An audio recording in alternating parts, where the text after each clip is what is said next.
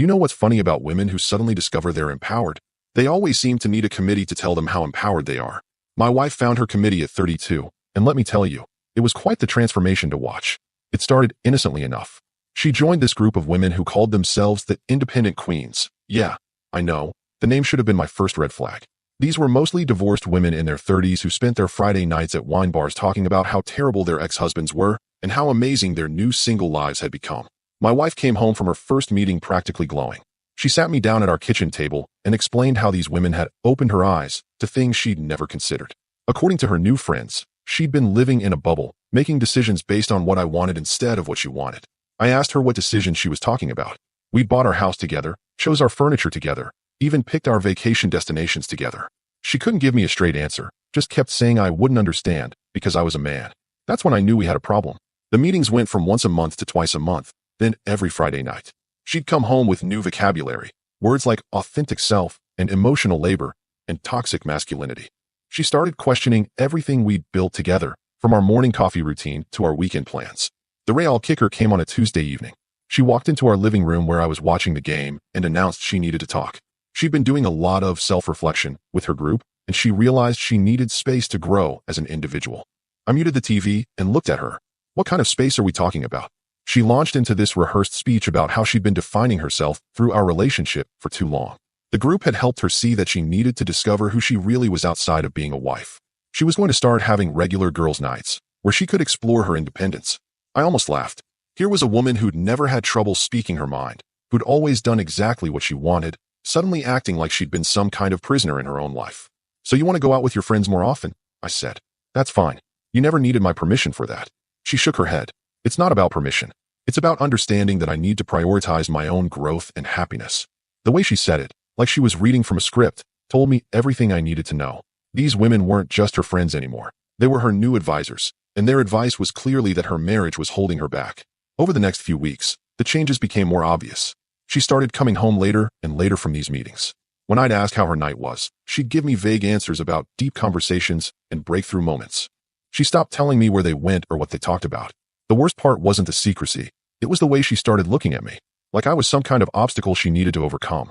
Every suggestion I made, every opinion I offered, every normal husband thing I did was suddenly evidence of how I was limiting her potential.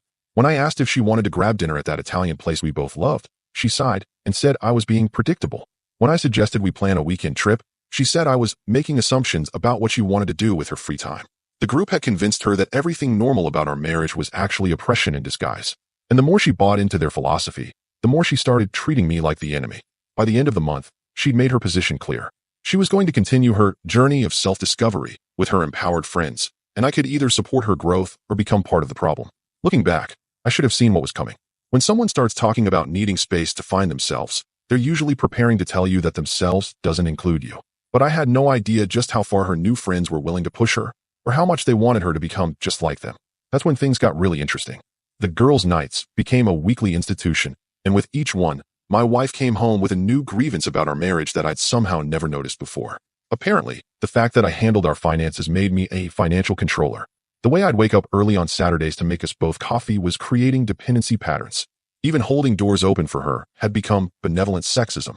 I'd sit there listening to these revelations, wondering if she was hearing herself talk. This was the same woman who used to thank me for taking care of the bills because she hated dealing with numbers. The same woman who'd smile every Saturday morning when I brought her coffee in bed. The group had given her a whole new lens to view our relationship through, and everything looked toxic when you squinted hard enough. The breaking point came on a Wednesday night. She walked in at almost midnight, reeking of wine and carrying a stack of books with titles like Reclaiming Your Power and The Emotionally Unavailable Man. She dropped the books on our coffee table and announced that she'd had an epiphany. I've been living my life according to your expectations, she said, swaying slightly. But I'm done with that. I looked at the books, then at her. What expectations are those? She started counting on her fingers. Cooking dinner, keeping the house clean, being available whenever you want affection, pretending to enjoy your boring friends, watching sports I don't care about. I had to laugh. You mean the dinner you cook twice a week when you feel like it? The house that I clean more often than you do? The affection you initiate half the time? And when have I ever forced you to hang out with my friends or watch sports? She waved her hand dismissively. You don't understand. It's not about what you say. It's about the pressure you create just by existing in this space. That's when I realized how deep this rabbit hole went. Her friends hadn't just convinced her that our marriage was problematic. They convinced her that I was problematic just by being a man who expected normal relationship dynamics. The next week, she came home with a new announcement. The group had decided that all committed women needed to experience what true independence felt like. They were going to start doing weekend retreats where they could exist in a purely feminine space without male energy influencing their decisions. She'd signed up for a weekend at some cabin upstate with her enlightened sisterhood. "It's just for 2 days," she said, like she was asking permission. "I need to see what it feels like to make choices without considering anyone else's needs." I shrugged. "Have fun." She seemed surprised by my response. I think she expected me to object, to give her a reason to paint me as the controlling husband her friends kept telling her I was. When she came back from that weekend, she was different. More distant, more critical, more convinced that her friends understood her better than I did. She started sharing their wisdom with me, like I should be grateful for the education. "Did you know that most women in relationships lose their sense of self because they're constantly adapting to their partner's needs?" she asked one morning over breakfast. "Is that what you think you've been doing?" I asked. "I know I have been," she said firmly, "but I'm working on changing that." The changes started small. She stopped asking what I wanted for dinner and started making only what she wanted. She'd make plans for us without checking my schedule first, then get annoyed when I already had commitments. She started going out more often, not just with the group, but alone. "I'm exploring my interests," she'd say when I'd ask where she was going. I spent too many years only doing things couples do. The irony was incredible. The woman who'd spent our entire relationship being completely herself, speaking her mind, pursuing her hobbies, and making independent choices had somehow convinced herself she'd been living in oppression. But the real kicker came when she started bringing her friends around. These women would sit in our living room, drinking our wine, and discuss their journeys like they were war veterans sharing battle stories. They'd talk about their ex-husbands like they were escaped prisoners talking about their captors, and they'd look at me like I was next. One of them, a woman who'd been divorced twice, actually said to my wife, "You're so lucky to have this awakening while you're still young enough to start over." She said it right in front of me, like I wasn't sitting there. Another one kept asking my wife pointed questions about our relationship. "Does he support your dreams? Does he respect your boundaries? Does he make you feel heard?" The questions were designed to make normal relationship dynamics sound sinister. Of course I supported her dreams. I'd encouraged her to go back to school, start her business, travel with friends. But somehow, the way they framed it made it sound like I should be doing more, or differently, or not at all. By the end of the month, my wife had adopted their entire philosophy. She started talking about emotional labor and how she'd been carrying too much of it. She complained about mental load and how I didn't understand the pressure she was under. The funny thing was, nothing had actually changed about our division of responsibilities. We'd always shared household tasks. We'd always made decisions together. We'd always supported each other's goals. But now, everything normal felt like evidence of inequality to her. The group had given her a new story about our marriage, and she was determined to make that story true, even if it meant rewriting our entire history together. I realized then that I wasn't just losing my wife to her friends. I was losing her to an ideology that required her to see me as the enemy. And that's when she dropped the biggest bomb of all. The bomb came on a Thursday night, delivered with the same casual tone she'd used to tell me she was picking up groceries.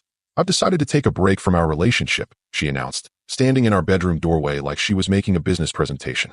"The group thinks I need to experience what it's like to live independently before I can truly know what I want." I was folding laundry, and I didn't stop. "A break? What does that mean exactly?" She shifted her weight, clearly having rehearsed this speech. "It means I'm going to move in with Rachel temporarily, just for a few weeks, maybe a month. I need space to figure out who I am without the influence of being in a couple." Rachel was the twice-divorced group leader, the one who'd been eyeing me like a future casualty of war. Of course, she'd offered to take my wife under her wing. "So you want to separate?" I said, setting down the shirt I was folding. "It's not a separation," she said quickly. "It's a pause.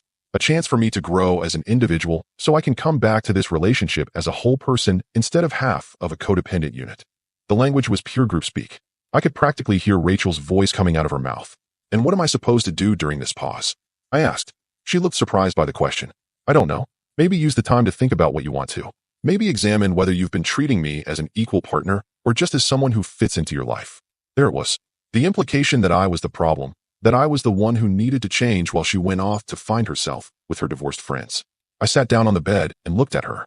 "Let me get this straight. You want to move out of our home, live with another woman, and pretend we're not married while you decide if you actually want to be married." "That's not how I'd put it," she said, but she didn't deny it. "How would you put it?" She launched into another rehearsed explanation about personal growth and authentic relationships, and how sometimes you have to step back to move forward. It was like listening to a self-help audiobook. When she finished, I nodded. "Okay." She blinked. "Okay. Yeah. If that's what you need to do, then do it." She stared at me for a long moment. I could see the confusion in her eyes. This wasn't the reaction she'd expected. You're not going to fight for us? She asked. Fight for what? You just told me you don't know if you want to be married to me. You want to move out and live like a single woman while you decide if I'm worth staying with. What exactly am I supposed to fight for? She looked genuinely shocked. I thought you'd be upset. I thought you'd try to convince me to stay. Why would I do that? You're a grown woman. If you want to leave, leave. If you want to come back, we'll talk about it then. The conversation ended there, but I could see the wheels turning in her head. She'd expected drama, tears, maybe some begging. Instead, she got acceptance, and it clearly wasn't what she'd been prepared for. Over the next few days, she started packing her things. She'd glance at me occasionally, like she was waiting for me to break down and ask her to reconsider. Instead, I helped her pack. You'll probably want to take your winter coats, I said, pulling them out of our closet. And don't forget your good boots. She watched me fold her clothes into boxes with increasing bewilderment. You're being really calm about this. What's the alternative? Throwing a tantrum? Locking you in the house? You want to go live with Rachel and figure out if you want to be married. I get it. Rachel's got a lot of experience with marriage not working out. She's probably got great advice. The sarcasm wasn't lost on her, but she didn't respond to it. When she finished packing, she stood in our living room looking around like she expected me to make one last plea for her to stay. I'll call you in a few days, she said. Maybe we can talk about how this is going. Sure, I said. Or you can call me when you've figured out what you want. Either way is fine. She lingered at the door, clearly unsettled by my reaction. You know this doesn't mean I don't love you, right? I know what it means, I said. You love me enough to maybe come back if living with Rachel doesn't work out. She left without another word, and I found myself alone in our house for the first time in years. The quiet was actually nice.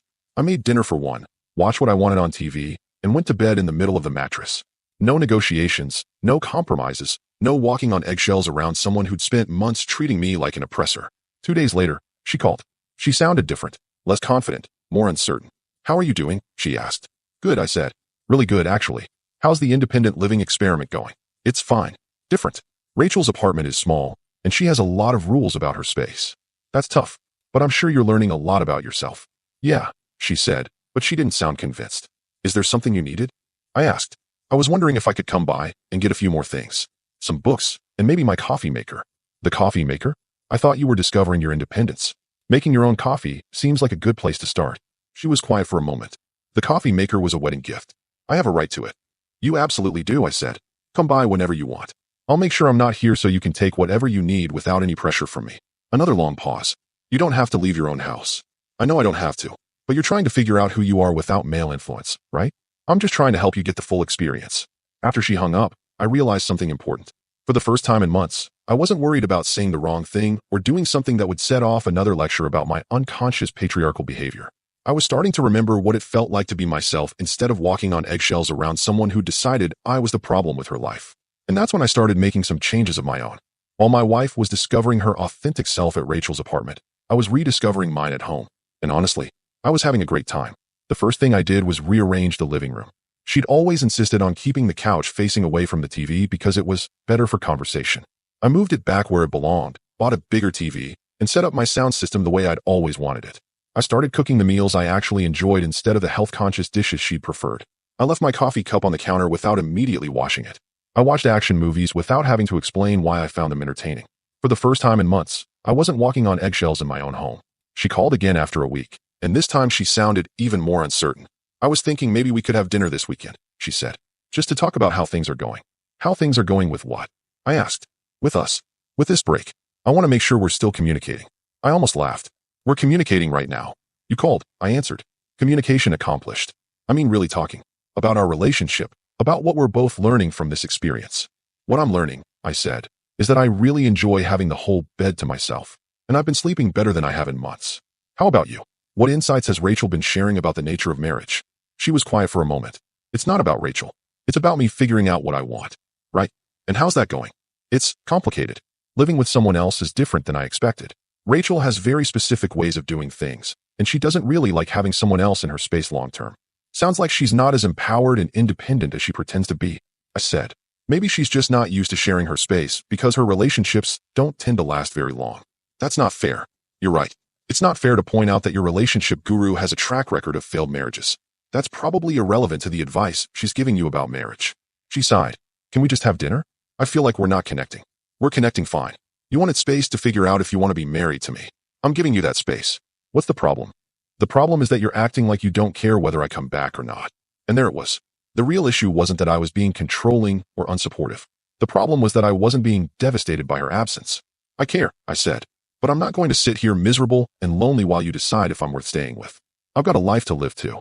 What's that supposed to mean? It means I'm not putting my life on hold while you have your quarter-life crisis at 32. If you want to come back, great. If you don't, I'll survive. She hung up without saying goodbye, and I went back to enjoying my evening. The next weekend, she showed up unannounced. I was in the garage organizing my tools when she walked in, looking around like she was seeing the place for the first time. You changed things, she said. I moved some furniture around. It's still the same house. She wandered into the living room and saw the new TV setup. This is very masculine. Yeah, turns out when you don't have to compromise on everything, you can set things up the way you actually like them. She sat down on the couch and looked uncomfortable. I thought maybe we could talk. About what? About us. About where we stand. I sat down in my chair, the one I'd moved back to its original spot where I could actually see the TV. Where do you think we stand? I don't know. That's what I'm trying to figure out. How's the figuring going? It's been 2 weeks. She looked frustrated. It's not that simple. Rachel says it can take months to really understand what you want when you've been in a codependent relationship. Rachel says a lot of things. How much of what Rachel says is actually helping you? What do you mean? I mean, you've been living with her for 2 weeks. You've been getting the full dose of her wisdom every day. Are you happier? Do you feel more empowered? More authentic? She was quiet for a long moment. It's different than I expected. How so? She's very set in her ways. And she talks about her ex-husbands constantly. Like, every conversation somehow comes back to how terrible men are and how much better her life is now. Sounds inspiring. And she has all these rules about everything. What time to eat, what shows to watch, when to go to bed. She says it's about maintaining boundaries, but it feels more controlling than anything you've ever done. I nodded. Interesting. And the other women in the group keep asking me when I'm going to file for divorce. Like they're expecting me to, or hoping I will. Are you? She looked at me with surprise. Are you asking me to? I'm asking what you want. That's what this whole thing is about, right? You figuring out what you want. She stared at me for a long moment. I want you to fight for me. I want you to tell me you can't live without me and ask me to come home. Why? Because that's what someone does when they love someone. I leaned back in my chair. Or maybe what someone does when they love someone is respect their decision to leave. Maybe fighting for someone who doesn't want to be fought for is actually selfish. So you don't want me to come back? I want you to come back because you want to be here, not because I convinced you or guilt you into it. I want you to come back because you actually want to be married to me, not because you're afraid of being alone. She sat there looking lost, and I realized that's exactly what she was. She'd expected me to be the desperate husband begging her to reconsider. Instead, she was getting a man who was perfectly fine with or without her. I don't know what I want, she said finally. Then you should probably keep figuring it out, I said. Take all the time you need. She left that afternoon looking more confused than when she'd arrived. And I went back to enjoying my Saturday exactly the way I wanted to spend it. The irony wasn't lost on me. The more space I gave her, the more she seemed to want to come back. But I wasn't playing games. I was just refusing to play hers. 3 weeks into her journey of self-discovery, I decided it was time to make some practical adjustments to my life. If she was going to live like a single woman, I was going to live like a single man. I started by calling our bank and removing her access to our joint accounts. She'd wanted financial independence, so I figured I'd help her achieve it. I kept enough money in the joint account to cover her half of this month's expenses, but everything else went into my personal account. Next, I canceled the credit cards she'd been using. She could apply for her own credit if she wanted to buy things. Independence means being responsible for your own finances, right? I also called our insurance company and removed her from our policy. She could get her own coverage through her job or find something on the marketplace. The phone rang that evening. What did you do? She said, clearly panicked. I updated our financial arrangements to match your living situation, I said calmly. You're exploring independence, so I thought you'd appreciate not having to rely on me for money. I tried to use my credit card today, and it was declined. That's because I canceled it. You're living with Rachel now, figuring out who you are without being tied to me. Having access to my money would defeat the purpose. That's not. I didn't mean financial independence. I meant emotional independence. Oh, I see. You want to be emotionally independent while remaining financially dependent. That's not really independence, is it? You can't just cut me off from our money. It's not our money anymore. You moved out, remember? You're taking a break from our relationship. People on relationship breaks don't typically share bank accounts. She was quiet for a moment. What about the house? What if I want to come back? You can come back anytime you want. Just let me know when you've decided what you want. But what if I can't afford to live with Rachel without access to our accounts? Then you'll have to make a choice. You can come home and work on our marriage, or you can figure out how to support your independent lifestyle independently. This isn't fair. What's not fair is expecting me to subsidize your experiment in being single while you decide if you want to stay married to me. She hung up, and I went back to my evening. I was making grilled cheese and watching a documentary about sharks. Simple pleasures. The next day, she called again. Rachel says what you're doing is financial abuse, she said. Rachel would know about abuse, considering how many relationships she's been in, I replied. But cutting off financial support for someone who moved out isn't abuse. It's logical. I need time to figure things out. You have time. You just have to fund that time yourself. I can't afford to pay Rachel rent and cover my own expenses. Sounds like a problem you need to solve. Maybe Rachel can give you some advice about financial independence. She's been managing on her own for years. Over the next few days, she called several more times. Each conversation revealed more about her living situation with Rachel. Apparently, Rachel charged her friends rent to stay in her apartment, had strict rules about everything from food to visitors, and spent most evenings complaining about men. She wants me to pay for half of everything, even though I'm sleeping on her couch, she said during one call. And she keeps telling me I should be grateful for the opportunity to see what single life is really like. Are you grateful? It's not what I expected. She's always angry about something, and she doesn't seem very happy for someone who's supposedly living her best life. Maybe happiness isn't about being single or married. Maybe it's about being with people who actually want to be with you. What's that supposed to mean? It means Rachel wants you to be single because misery loves company, and you want me to be miserable because you expected me to fall apart when you left. I didn't want you to be miserable. No, you wanted me to be desperate. You wanted me to beg you to come back so you could feel wanted and important. Instead, you got a husband who's perfectly fine with or without you. She was quiet for a long moment. Are you seeing someone else? No, I'm just enjoying my life. How can you be enjoying your life when your wife left you? Because my wife didn't leave me. She left to figure out if she wants to be my wife. There's a difference. I do want to be your wife. Then come home. It's not that simple. It actually is that simple.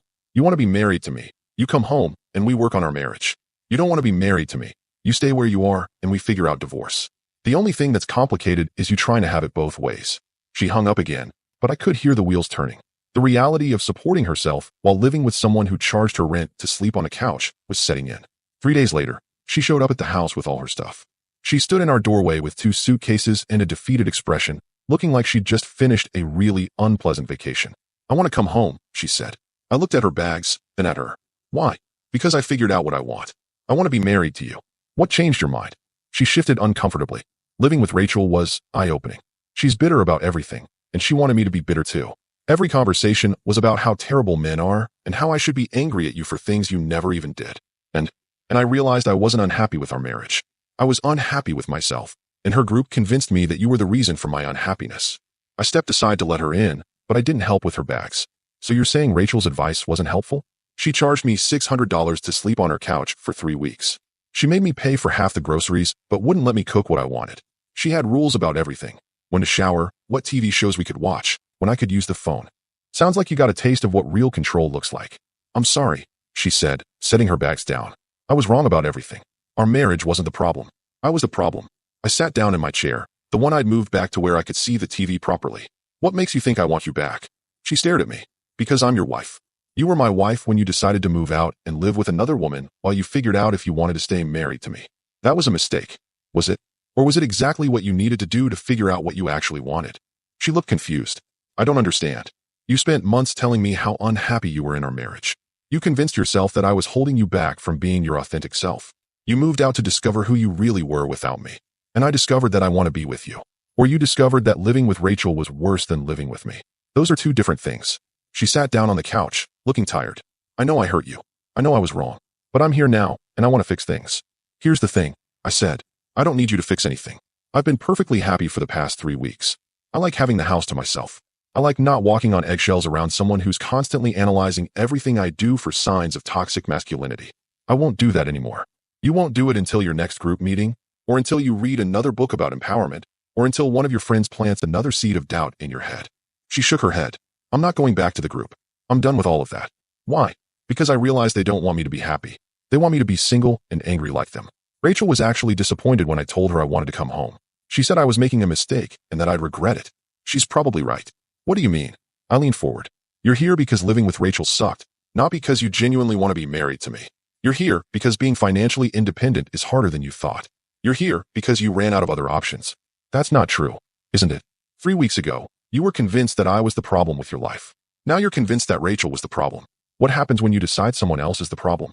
She was quiet for a long moment. I love you. I love you too. But love isn't enough when someone doesn't actually want to be where they are. I do want to be here. You want to be here more than you want to be at Rachel's apartment. That's not the same thing. She started crying, and I felt a familiar urge to comfort her. But I stayed in my chair. I made a mistake, she said through tears. I let other people convince me that what we had wasn't good enough. But I know better now. Do you? Or do you just know that the alternative was worse? She looked at me with desperate eyes. What do you want me to say? I don't want you to say anything. I want you to think about whether you're here because you want to be my wife or because you don't want to be Rachel's roommate. I want to be your wife. Then prove it. Not with words, but with actions. Show me that you're here because you choose to be, not because you ran out of other choices. She wiped her eyes. How do I do that? You figure it out. Just like you figured out that Rachel wasn't the answer to your problems. She picked up her bags and went to our bedroom. I heard her unpacking, moving around, trying to settle back into a space she'd abandoned. Later that night, she came out to the living room where I was watching TV. The group is meeting tomorrow night, she said. They want me to come and talk about my experience. Are you going? I don't know. Part of me wants to tell them what I really think about their advice. And what do you really think? She sat down on the couch. I think they're a bunch of divorced women who want everyone else to be divorced too. I think they convinced me to throw away something good because they couldn't stand seeing me happy. So tell them that. You think I should go? I think you should do whatever you want to do. But do it because you want to, not because you think it's what I want you to do. She nodded. I'm going to go. I'm going to tell them exactly what I think of their empowerment philosophy. Good. And then I'm going to come home and work on being the wife you deserve. Work on being the wife you want to be, I corrected. If those are the same thing, great. If not, we'll deal with that when it happens. She looked at me with something like respect in her eyes. You really would be okay if I left again, wouldn't you? I'd survive, just like I survived the last 3 weeks. That's what I love about you, she said. You don't need me. You want me. That's the difference between a husband and a hostage, I said. She laughed for the first time in months. Rachel's going to hate hearing about this. Rachel's going to hate hearing that her latest recruit decided she liked being married after all. She's going to say I'm making a mistake. She's been making mistakes for years. I wouldn't worry too much about her opinion. My wife went to that meeting the next night, and when she came home, she was smiling. How did it go? I asked. I told them the truth. I said their advice nearly cost me my marriage, and that living independently wasn't as empowering as they claimed.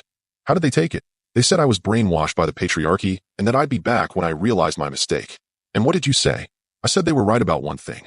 I probably would be back, but it would be to recruit other women away from their toxic advice. She sat down next to me on the couch. I'm done with all of that. I'm done letting other people tell me what my marriage should look like. Good, I said, because I'm pretty happy with what our marriage looks like when you're actually in it. She smiled and leaned against me. You know what's funny? What? I spent all that time trying to find my authentic self, and it turns out my authentic self is someone who likes being married to you. Imagine that. Rachel's going to be so disappointed.